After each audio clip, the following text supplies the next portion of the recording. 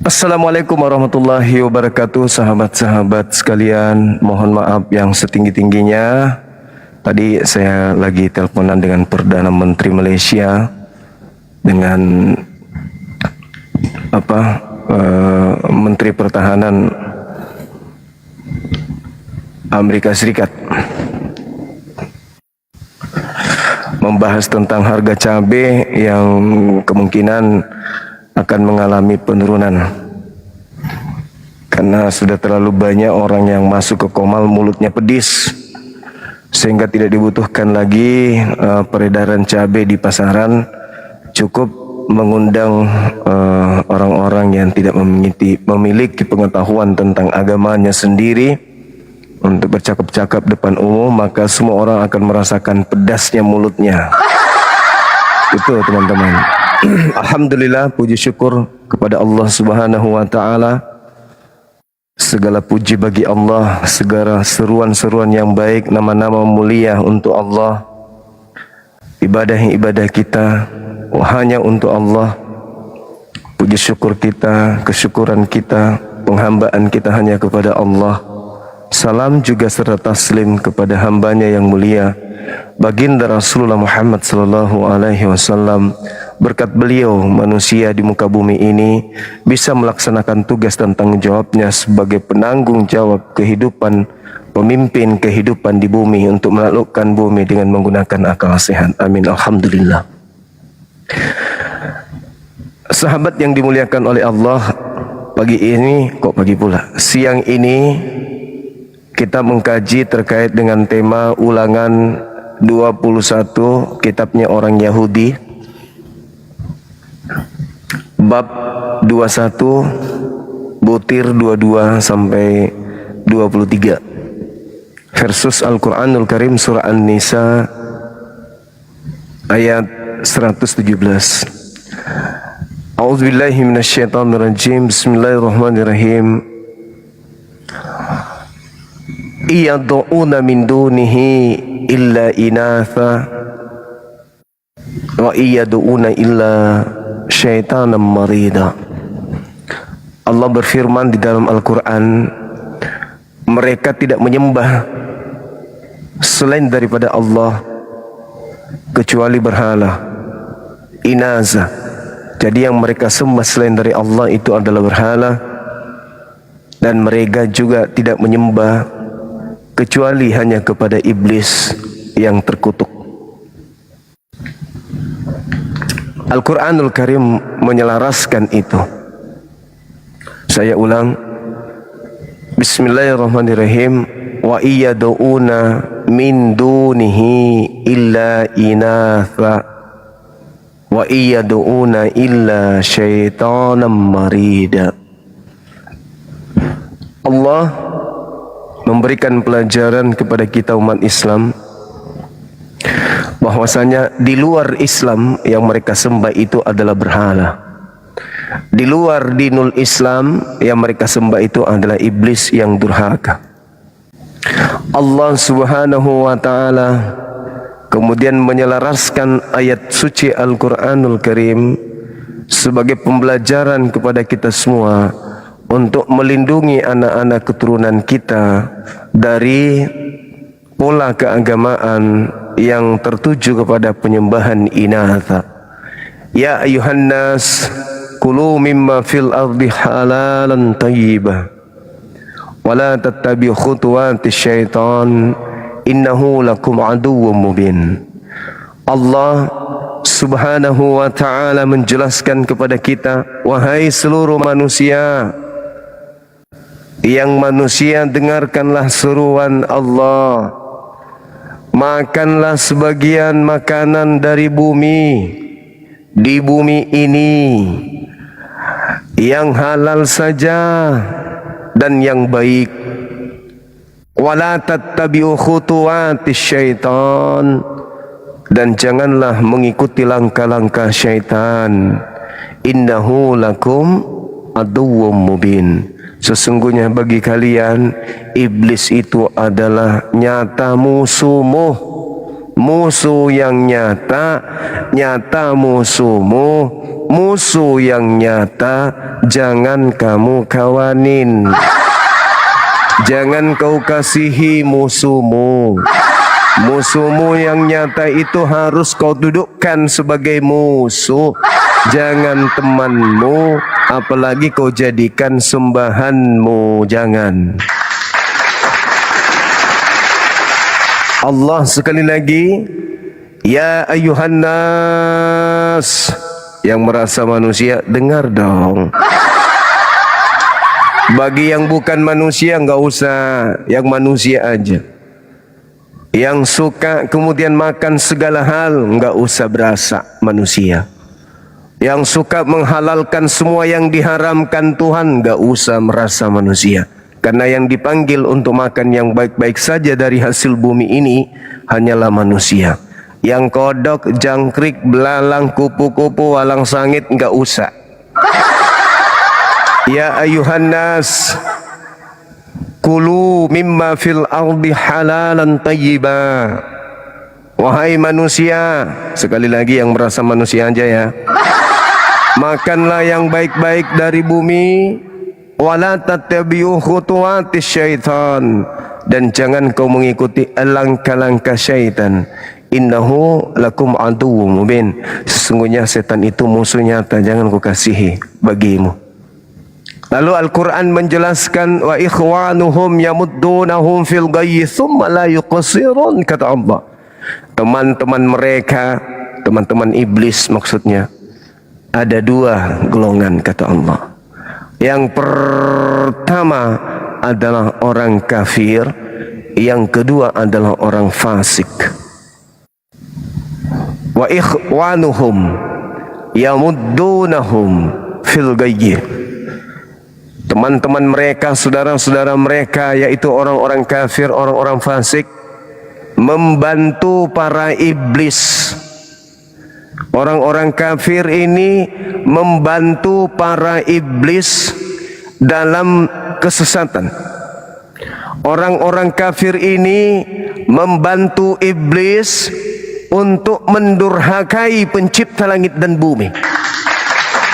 Orang-orang kafir ini adalah sahabat karib dari iblis, penolong iblis, pembantu iblis, tangan kanan iblis untuk menyesatkan manusia agar manusia durhaka kepada penciptanya. Summa la yuqsirun, kata Allah. Dan kemudian mereka, saudara-saudara, setan dan setan ini tidak akan henti-hentinya menyesatkan. Hari ini sahabat yang dimuliakan oleh Allah, para apologet Islam Indonesia, para pembela akidah yang membentengi akidah dari gerakan pendangkalan akidah umat Islam, upaya-upaya menjauhkan umat Islam dari Islam, gerakan-gerakan, tindakan-tindakan baik yang nyata maupun yang terselubung untuk menjauhkan umat Islam dari Islam itu sendiri, dari Al-Quran itu sendiri, terhalang oleh adanya mereka para apologet, baik yang mereka berafiliasi dengan Yayasan Apologet Islam Indonesia maupun yang mereka saudara-saudara kita, sahabat-sahabat kita yang ada di luar apologet, yang juga sama-sama berjuang membentengi akidah umat Islam, sehingga saudara-saudaranya iblis merasa terganggu, merasa tidak nyaman, merasa zona nyamannya ada yang mengusik.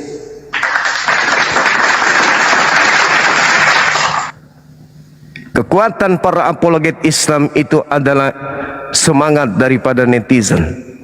Perjuangan para apologet itu sangat ditentukan oleh netizen, baik di TikTok maupun di YouTube. Saatnya sekarang adalah perang akidah.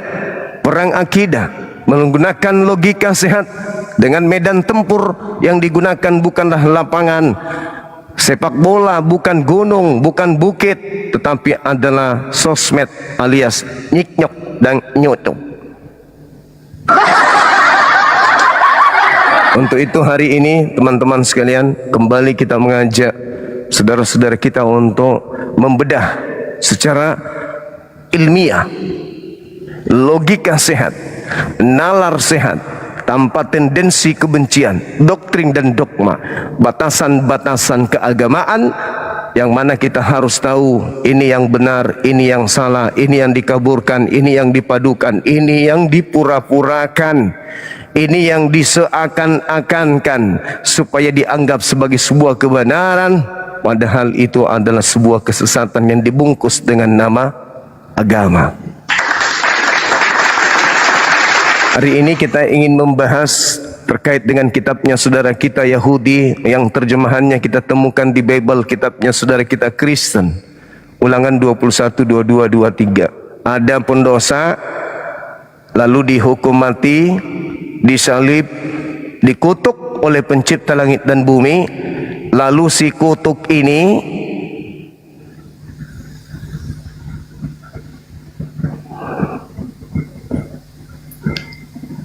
entah apa misinya. Nanti kita minta saudara-saudara kita Kristen, kita mengambil sebuah perumpamaan bahwa dari sejak hukum itu diadakan, ada beberapa orang yang mati dihukum dikarenakan dikutuk dan berlandaskan dengan narasi Bible itu sendiri. Seperti Ulangan 27 nomor 26, terkutuklah orang yang tidak mempraktekkan hukum Taurat dengan perbuatan. Dan yang menariknya, Paulus angkat bicara. Apa kata saudara kita Bapak Paulus yang terhormat? Dia mengatakan di dalam suratnya kepada orang yang ada di Galatia sana. Apa katanya? Kristus telah menebus orang-orang yang ada di Ankara Turki dari kutuk hukum Torah dengan jalan menjadi kutuk oleh karena orang-orang yang ada di Ankara Turki sana pada zaman itu. Sebab ada tertulis, terkutuklah orang yang digantung di atas tiang salib. Kalau kita dudukkan perkara ini saudara-saudara, sangat berat. Dan kita mengharapkan yang hadir di sini adalah para intelektual dari gereja yang bisa menjelaskan kepada kita seluruhnya secara mendetail, historis, dan kecakupan daripada kesinambungan data ini. Lalu kemudian Paulus mengambil data dengan mengutip, ada tertulis di dalam Ulangan 21. Saya hanya ingin bertanya, ketika ada orang yang dikutuk, lalu apakah itu dikutuk karena menanggung dosanya, atau menanggung dosa bapaknya, dosa tantenya, dosa orang sekampung, se-RT, sekabupaten, sekecamatan, lalu mati? Lalu orang yang menanggung dosa ini bangkit dari kubur. Lalu setelah orang yang berdosa atau menanggung dosa ini bangkit dari kubur, dituhankan. Saya ingin bertanya, siapa kemudian yang merdeka dengan penyembahan-penyembahan yang dilakukan oleh orang terhadap makhluk yang mati dengan jalan kutuk tersebut? Ini serius.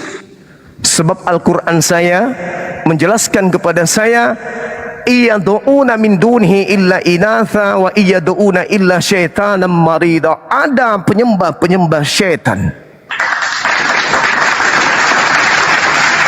Ada penyembah setan, di mana setan sendiri yang datang untuk disembah. Ini poinnya. Makanya saya mengharapkan orang yang memiliki wawasan luas, loncatan berpikir yang mantap, penguasaan materi yang handal untuk mengkaji ini, bukan yang menyek-menyek.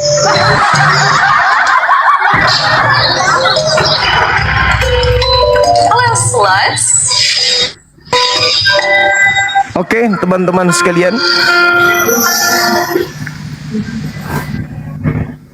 kita sambut tamu kita. Semangat zuhur. Halo Cantika dan Raka Tuak.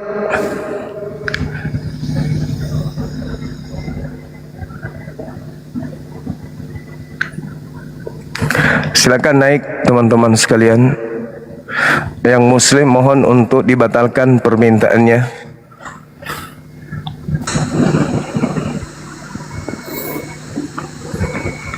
Ya. Halo.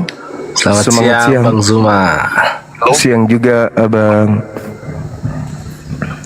Silakan. Katolik, Ya, Protestan? Protestan, Bang. Protestan. Baik abangku, kita dialog Iya, iya. sambil Halo, buka halo. kamera, silakan. Silakan.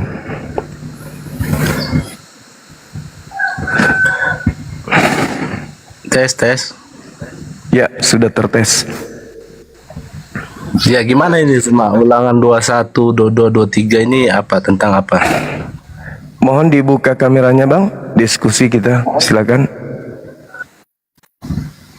Lanjut aja dulu sebentar nih agak ini. Ya gimana ulangan 21, 22, 23 itu gimana?